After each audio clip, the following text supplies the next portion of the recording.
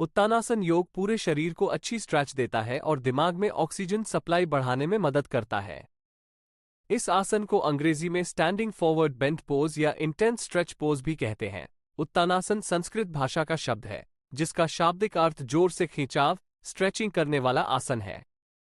इस आसन के अभ्यास से शरीर को गजब के फायदे मिलते हैं। इस आसन के अभ्यास के दौरान शरीर दिल के नीचे होता है। इस कारण रक्त प्रवाह पैरों में होने की बजाय सिर की तरफ होने लगता है, जिससे दिमाग में रक्त और ऑक्सीजन की अच्छी खासी मात्रा पहुंचने लगती है। इस आसन को करने के लिए 15-30 सेकंड के बीच की अवधि होनी चाहिए। इस लेख के माध्यम से जानिए उत्तानासन के फायदे और इसके अभ्यास का सही तरीका। उत्तानासन के अभ्यास के फायदे। उत्तानासन के अभ्यास से पिंडली, जांघ, पीठ, कमर और कूल्हे मजबूत होते हैं। मांसपेशियों में होने वाले दर्द और अन्य समस्याएं कम हो सकती हैं। इस योग के नियमित अभ्यास से मस्तिष्क को शक्ति मिलती है, दिमाग शांत रहता है और तनाव से दूर रह सकते हैं। सिर दर्द और अनिद्रा की समस्या में भी उत्तानासन का अभ्यास असरदार है। पाचन संबंधी समस्याओं और एब्स को टोन करने में उत्तानासन का अभ्यास कर सकते हैं। आसन के अभ्यास के लिए नीचे की ओर झुकते हैं, जिससे जांघों और घुटनों में मजबूती आती है।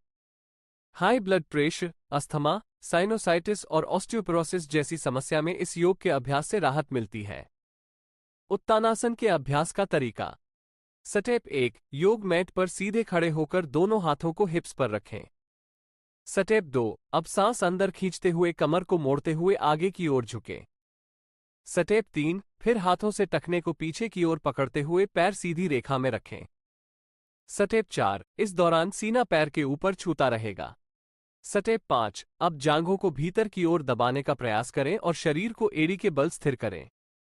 स्टेप 6, सिर को नीचे की तरफ झुकाएं और टांगों के बीच से झांक कर देखें। स्टेप 7, इस मुद्रा में 15-30 सेकंड तक रहें और धीरे धीरे प्रारंभिक स्थिति में आ जाएं। स्टेप 8, सांस को भीतर की ओर खींचते हुए हाथों को हिप्स पर रखें। स्टेप 9, धीरे धीरे ऊपर की तरफ उठें और सामान्य होकर खड़े हो जाएं। अभ्यास के दौरान सावधानियां। अगर पीठ के निचले हिस्से में चोट लगी हो तो यह अभ्यास न करें। हैमस्ट्रिंग में खिंचाव और पैर की मांसपेशियों में दर्द होने पर भी इस अभ्यास को न करें। साइटिका की समस्या में इस आसन से दर्द बढ़ सकता है। रीढ़ की हड्डी में दर्द होने पर उत्तानासन के अभ्यास से बचें। संतुलन बनाने में समस्या होने पर दीवार का सहारा ले सकते हैं।